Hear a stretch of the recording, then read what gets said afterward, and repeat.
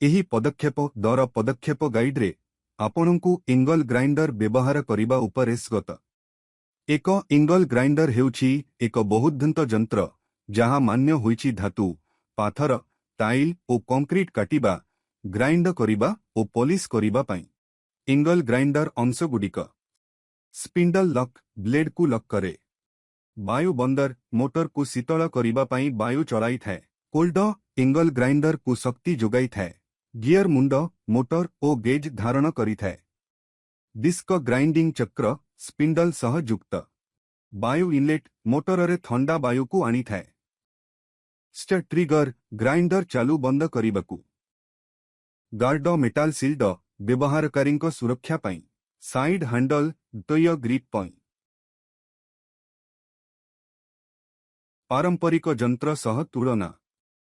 पारंपरिक पद्धति श्रमनिबिड़ और असंपूर्ण होइथाए, जेउठारे इंगल ग्राइंडर एक बहुधंत यंत्र भावे काटिबा, ग्राइंड करिबा और पॉलिश करिबाकू अधिक प्रभावशाली एवं कुशलतारे होइथाए। निरापत्ता पदक्षेपगुड़िक अनुसरण करंतु। सुरक्षा क्षमा, सुरक्षा हाथमुजा, कान सुरक्षा, सुरक्षा जूता, ब्लेड जांच करंतु, निरापद दूरता रखंतु, व्यवहार परे यंत्र को बंद एवं प्लग खोलंतु। यंत्र व्यवहार किपरि करिवे?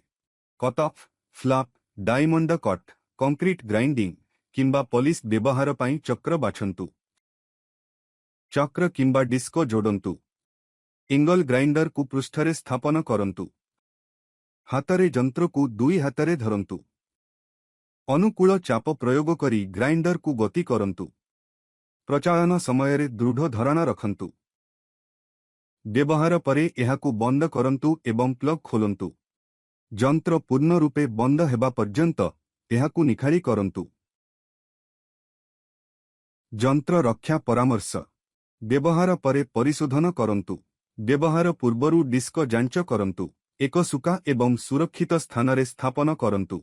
उत्पादकर निर्देश को रक्षा पाई पढ़ंतु। देखिबा पाई धन्यवाद।